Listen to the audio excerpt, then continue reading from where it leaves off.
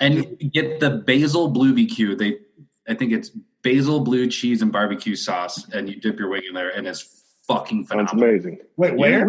At Vine they have that sauce? Yeah. So Vine, and then all of their sister restaurants up in Boulder as well, like Mountain Sun, Southern Sun. Southern Sun, yeah, whatever. What's it called? Vine Street has those wings that are like the size of your forearm. Totally. Dude, fuck. And then I guess I'll give a shout out. I don't like the actual chicken wing, but the spicy peanut sauce at Fire on the Mountain. You said you're on Federal, so it's not too far from you on in the Highlands Way, but the Wash Park location. That spicy peanut, I use it as lube. It's good.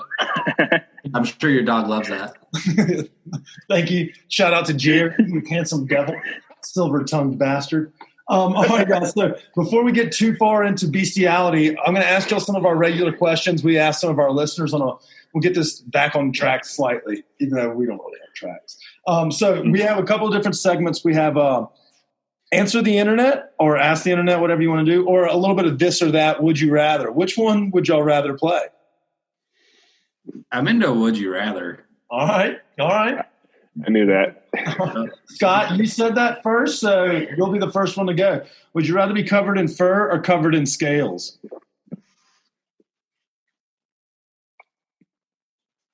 Oh shit! I know, right? I think how Nicky jumped at Would You Rather. Yeah, I think I would do fur. Depends on what his name is. Yeah. Actually, my nickname in high school was Scales because my last name is Sales, and people are trying to combine my first and last name. I'm going to go with Fur because fuck those guys. Because you've been running from Scales your whole life. Yeah, I've been running from Sorry, Scott Scales. Teen Wolf over there. Yeah. Sweet new nickname you just picked up right there, Scales. Yeah, you just gave it to yourself. Gotta go. Followers, please. We're bringing it back. People don't forget. All right, Ethan, you ready? You're next since you're the next one on the top of the board. I gotta go Fur. Or are we doing the same question or different question? I'm going to give you a totally different question. All right, good. Yeah, good. That one's played out. Yeah, because, I mean, we'll give one person's answer. There's only two answers. Yeah. Okay, let's see here. Would you rather go back to the age of 5 with everything you know now or know now everything your future self will learn? Oh, shit. Oh.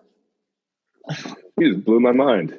That's deep as shit. I would definitely go back to being 5 because 5-year-olds have no fucking clue what's going on right now, and they're probably just living in bliss. No school, like everyone's home, just get to run around and play all day. Let's go 5. All right, Dustin, good luck following this up. I got a tough one for you. Hop Alley. Would you rather be forced to dance every time you heard music or forced to sing along to any song you heard? Oh, my earbuds just died. Give me 1 sec. No worries. He just starts singing. Okay, there we go. Sorry about that. My AirPods are horrible pieces of shit. So it's the 7-Eleven version. It's cool. We're all poor nowadays. Markets in the damn garbage. Would you rather be forced to dance every time you heard music or be forced to sing along to any song you heard? Those are both so great. It depends on how good you are dancing and how good you are at singing. People are going to look at you funny either way. I'm horrible at both, but I just love doing both. I'm a big fan of karaoke, so I would say sing to whatever pops on the radio. All right, there you go. Yeah. I mean, this could also be like in the grocery store or the mall or anywhere they delve. Elevator. Yeah, elevators. The elevator. One of my favorite things to do is to go into a quiet area and just go, it's been. Go on with your day. Damn it, now that song's stuck in my head. That's what always happens. Also, Scott's a really good job of picking up like the beat and rhythm of a song, of your favorite song, and then turning it into 1, 2, 3, 4, 1, 2, and then you can't unhear it and the song's ruined forever. He's a really good guy. Don't let this alter us. Time. 1, 2, 3, 4. I'm just trying to get anything. He screws up dreams, man. All right, guys. So that was a good rendition of Would You Rather. Now, this next question, it's kind of our staple or our benchmark we ask all of our guests, and it's the Stoned Appetit Guilty Pleasure. Let's say that y'all mentioned y'all work. I mean, everyone's working from home. You put in the 4 to 6 for the clinicians' luncheons. and now you're just ready to kind of eat, fatty snack foods before you go to bed. What is your guilty pleasure snack y'all are grabbing out of the pantry or the fridge? And we'll also do guilty pleasure delivery orders are now allowed as well, seeing as not everybody has shit at home. Mine is so simple and so fucking good. I do the biggest spoon I can find, and it's a half portion of peanut butter, half portion of Nutella, and then I do cinnamon sugar with chocolate chips on top. And this, it depends how stoned I am. Usually I'll brush my teeth and I'm like, oh, I really want that. So I'll go eat that. And the amount of times that I find the spoon next to my bed post toothbrush is more often than not. And I wake up and I'm like, no guilt. I feel pretty good today. All right, I'm going to run with it. Yeah.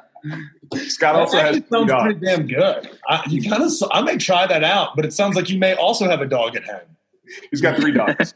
3 dogs. Yeah. Busy boy. Yeah. It takes a while to grab them because I know it's coming. I'm like, get over here. Who's this? He gets the chip on the counter and then run outside. Daddy, no. Help.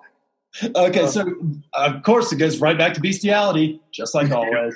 Yeah. All right, so Ethan, let's get what's your guilty pleasure late night snack that your girlfriend probably makes you? I go Sweet Cow. If I'm going to get some ice cream, I'm going to go get some Sweet Cow ice cream. Oh man, that's not. Those guys do a fantastic job. That ice cream sandwich they have with the 2 cookies. Dude, it's way too good. Yeah, we always get the quart. We get 2 flavors in the quart. So we'll do a banana chocolate chip. They had this caramel latte one a couple weeks ago. But yeah, that cookie sandwich, you can't go wrong with that either. His cookies are fresh. So and we'll ask all y'all this because I am kind of curious if y'all are team I like shit in my ice cream and I don't like shit in my ice cream, but we'll cross that bridge later because it's a suspect. Some people don't like having cookies in their ice cream and just want some flavor like a coffee ice cream. Shout out. Chris, Dustin, all right, what's your choice? What's your guilty pleasure late night snack? Is Coors Light off the menu, or is that still fair? Just change his name to Brad.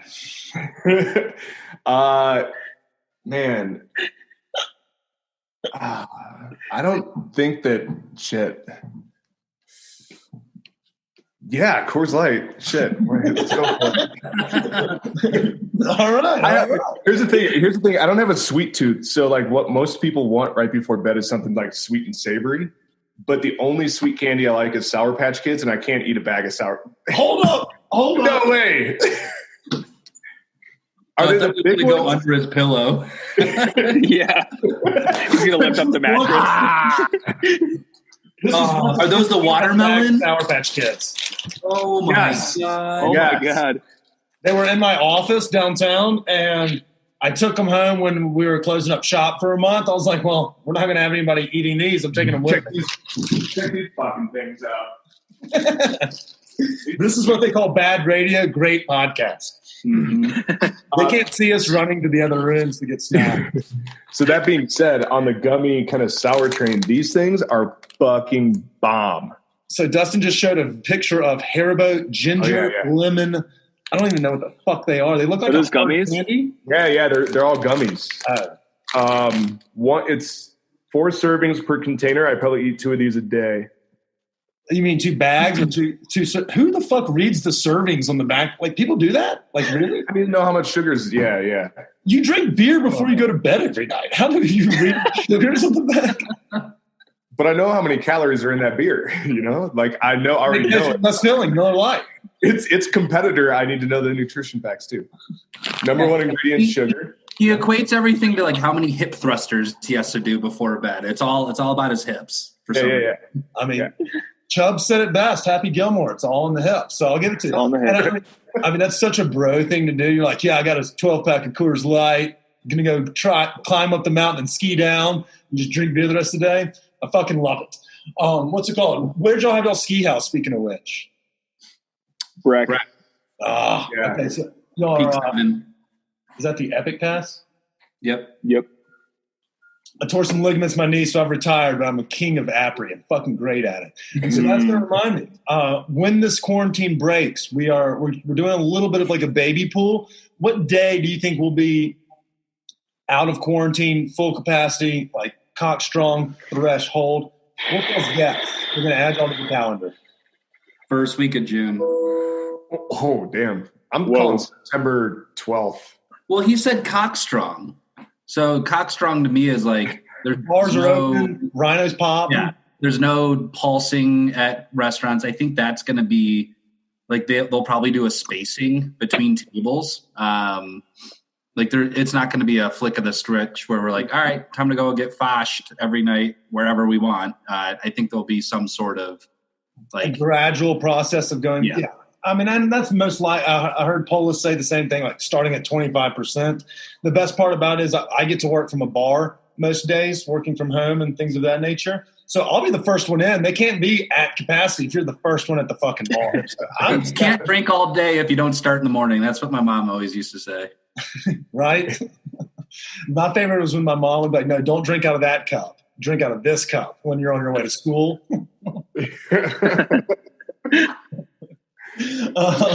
Creeping all slowly through the school zones. Yeah, no one's speaking. Going 5 under. Yeah, perfect. That's exactly what speed I like. Ethan, Edit that part out, please. I'm not editing any of this out. I'll edit out that beginning part where we talked about previous guests, but that's about that. But not Wait, Steve. hold on. Kip, you didn't tell us what your favorite restaurants were, did you? Y'all clipped one of them. Hop Alley's probably up there. Wolf's Taylor is a great one. I know Kelly Whitaker really well, so I like to I fuck around with him a good bit, so I just kind of tag along to his restaurants and go goof off. I'm a big fan of bread, so I love places that have cooked bread, so I'm a big fan of Softa, Cart Driver. Yeah. Those slap. And then I spend a lot of I don't drive because I drink all the time, so I just got rid of my car, and I don't live far from you, so I can just to and fro. I'll use a scooter on occasion, but I just hit up Rhino all the time. And so that drag from Larimer and around Walnut in that area, that's kind of my digs. So I don't really discriminate though. I fuck up Popeyes right here on Colfax, like Yep. One thing Taco Bell's my favorite, man. Wait, what'd you just say? Taco Bell's my favorite. All right, and we're gonna mute Dustin. Keep that part in. If you're looking for like small plates or just finger foods and an amazing cocktail, Lady Jane off of 32nd. Yeah, 32nd and over near. It's right there next to that clusterfuck, right up the street from like Highland Tap and Uncle, actually. Yeah, that and catty corner to Williams and Graham. The best mezcal Negroni I've ever had in my entire life. Really? Okay. Yeah. All right. Are you a tequila mezcal drinker? So my roommate is. He has like a handle of tequila going, and he likes to fancy up his drinks. I literally just drink red wine. It gets me where I'm trying to go, and I can drink it all day. I don't care if it's 120 degrees outside or not. Maybe I'll get a frosé if it's like that, but I cut beer out of my diet about a year ago because I started getting a little squishy. And then on the rarest of occasions, I'll have a cocktail, but mainly it's just red wine. Do you, Kip? Do you want to meet the Frosé King? Who's the frosé king? Well, Jack's the Frosé King. Yeah, Jack, come over here. but he Frosés have entered the chat. I do have a quick. Here's a question for everybody. How does one get dubbed the frosé king? There you go. We'll let him tell you. Jack, how do you get dubbed the Frosé King? Well, I mean, it's not something that you get to dub yourself. It's something that has to be bestowed upon you. So, basically, I just drank an excessive amount of frosé at Jackson Hole, and I became the Frosé King. Everybody at the Mangy Moose we tapped a 50-gallon thing of frosés out. That sounds like heaven. Not only Jackson Hole is gorgeous, but at the same time, where does one procure a 50-gallon drum of frosé? And how long did you keep it frozen? I was at the Mangy Moose. It was one of the typical slushy machines. Yeah, okay, gotcha. 50-gallon might be a stretch. Let's call it 10-gallon. But we tapped that shit out, and Jack, I mean, we made it down. made it down. All right. We're fun. You know what? That is a fucking fantastic nickname, Jack. Thank you for I don't know. I appreciate it. I think I'm the king of peanut butter if I had to guess right now. At the time, like y'all said, you don't give yourself a nickname, so we'll let Jerry decide that. All right, guys, let's circle back one more time for our listeners at home. Coors Light, Sour Patch. No, I'm just kidding. Let's talk a little bit about